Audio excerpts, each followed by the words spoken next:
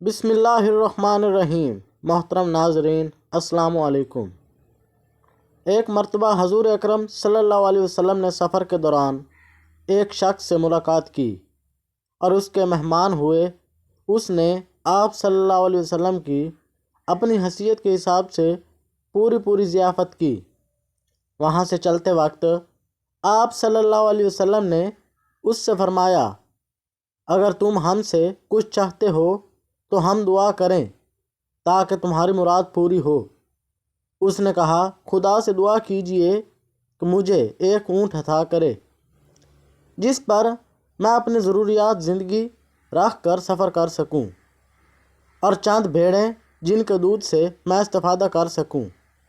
پیغمبر اسلام صلی اللہ علیہ وسلم نے اس کے لیے دعا کی، پھر اصحاب کی طرف متوجہ ہو کر فرمایا، کاش اس شخص کی ہمت بنی اسرائیل کی بوڑھی عورت کی طرح بلند ہوتی۔ یہ ہم سے کہتا کہ اس کے لیے دنیا و آخرت کی نیکیاں خدا سے طلب کریں۔ اصحاب نے عرض کیا، یا رسول اللہ صلی اللہ علیہ وسلم، بنی اسرائیل کی ضعیفہ کا کیا قصہ ہے؟ پیغمبر رسول صلی اللہ علیہ وسلم نے فرمایا، جب جناب موسیٰ علیہ السلام نے بنی اسرائیل کے ساتھ مصر سے شام کی طرف جانا چاہا تو راستہ بھول گئے۔ جب جستجو کی مگر کچھ پتہ نہ چلا تو حضرت موسیٰ ڈرے کہ کہیں پہلے کی طرح پھر کسی پریشانی میں مبتلا نہ ہو جائیں۔ اپنے اصحاب کو جمع کر کے پوچھا کہ تم لوگوں نے مصر کے لوگوں سے کوئی وعدہ تو نہیں کیا ہے کہ اگر ہم اس شہر سے چلے جائیں تو وعدہ خلافی ہو؟ لوگوں نے جواب دیا، ہاں، ہم نے اپنے آباء و اجداد سے سنا ہے کہ جب جناب یوسف علیہ السلام کا انتقال ہوا تو انہوں نے مصر والوں سے خواہش کی کہ جب تم لوگ شام جانا تو میرا جنازہ ساتھ لیتے جانا اور میرے باپ یعقوب کے ساتھ دفن کر دینا۔ ہمارے اجداد نے قبول کر لیا تھا۔ جناب موسیٰ علیہ السلام نے فرمایا کہ مصر واپس چلو اور اپنا وعدہ پورا کرو، ورنہ اس پریشانی سے کبھی نجات نہیں پا سکتے۔ تمام لوگ مصر واپس آئے۔ جناب موسیٰ علیہ السلام نے جس سے بھی قبر جناب یوسف علیہ السلام سے متعلق پوچھا، اس نے اپنے بے خبر ہونے کا اظہار کیا۔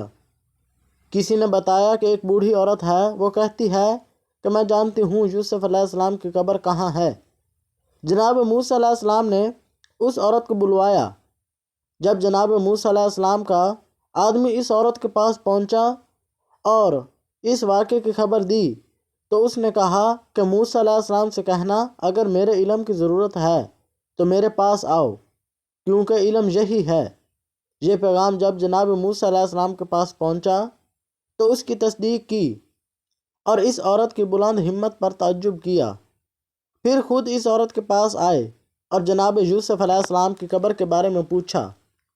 عورت نے جواب دیا، اے موسیٰ علیہ السلام، علم ایک قیمتی چیز ہے، کئی سال سے میں نے اسے اپنے سینے میں چھپا رکھا ہے۔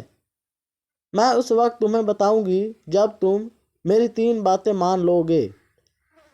موسیٰ علیہ السلام نے فرمایا، اپنی حاجتیں بیان کرو۔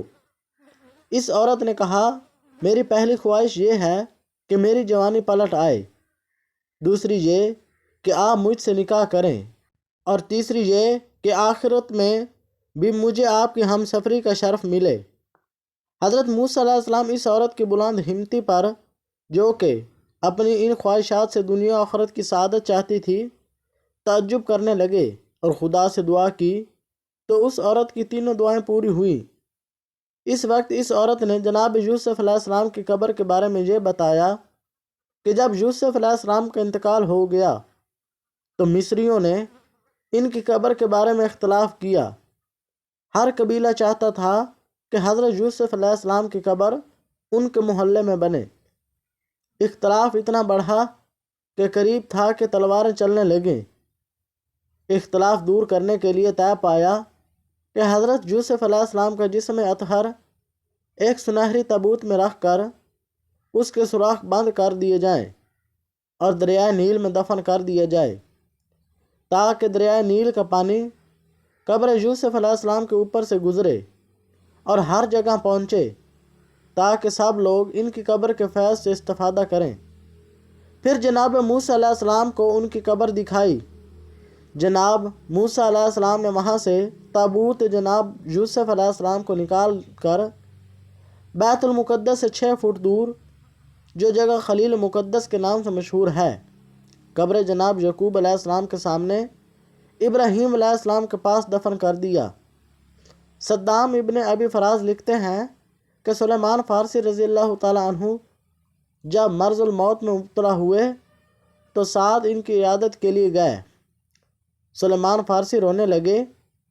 سعد نے پوچھا کیوں رو رہے ہو؟ حضرت سلمان نے جواب دیا کہ میں دنیا کی لالچ اور اس کی محبت میں نہیں رو رہا ہوں، بلکہ اس لیے روتا ہوں کہ پیغمبر اسلام محمد صلی اللہ علیہ وسلم نے ہم سے عہد لیا تھا کہ ہم لوگ اس دنیا سے صرف اتنا توش سفر اختیار کریں جس طرح کسی سوار کو ایک جگہ سے دوسری جگہ جانے کے لیے ضرورت ہوتی ہے۔ اب میں اس لیے رو رہا ہوں کہ مجھے خوف ہے کہ کہیں اس اندازے سے زیادہ میں نے تصرف نہ کیا ہو۔ سعد نے کہا اس وقت میں نے سلمان فارسی کے کمرے میں چاروں طرف دیکھا تو صرف ایک لوٹا، ایک پیالہ اور ایک تشت نظر آیا اور کچھ نہ تھا۔ جب جناب سلمان فارسی رضی اللہ تعالیٰ عنہ کو مدائن کا گورنر بنا کر بھیجا گیا تو اپنے گدھے پر سوار ہو کر تنہا چل دیے۔ مدائن کے لوگوں کو یہ اطلاع مل چکی تھی کہ مدائن کا حاکم جس کا نام سلمان فارسی ہے وہاں آ رہا ہے۔ ہر جگہ کے لوگ استقبال کے لیے سر راہ آ کر کھڑے ہو گئے۔ کچھ دیر گزر گئی مگر کوئی نہ آیا، یہاں تک کہ دیکھا کہ ایک شخص گدھے پر سوار ہے اور شہر کی طرف آ رہا ہے۔ اس سے پوچھا تم سے امیر مدائن کی ملاقات کہاں ہوئی تو نہیں؟ تو سلمان فارسی نے جواب دیا امیر مدائن کون ہے؟ جواب ملا سلمان فارسی جو کہ پیغمبر رسول صلی اللہ علیہ وسلم کے اصحاب میں سے ہیں۔ حضرت سلمان فارسی نے جواب دیا کہ امیر کو تو نہیں جانتا، البتہ سلمان فارسی میں ہی ہوں۔ یہ سن کر سب نیچے اتر آئے اور اپنے اپنے گھوڑے جناب سلمان کی خدمت میں پیش کرنے لگے۔ سلمان فارسی نے کہا میرے لیے یہ گدھا ہی بہتر ہے۔ پھر شہر پہنچے تو لوگوں نے دارالامارہ میں لے جانا چاہا۔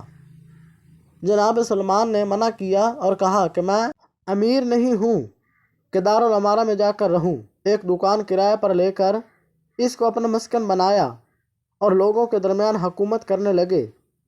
ان کی ضروریات زندگی میں ایک کھال تھی جس پر وہ بیٹھتے تھے، ایک لوٹا طہارت کے لیے اور ایک اصحاب ہی ساتھ لائے تھے، اس پر وہ راستے میں تکیہ کرتے تھے۔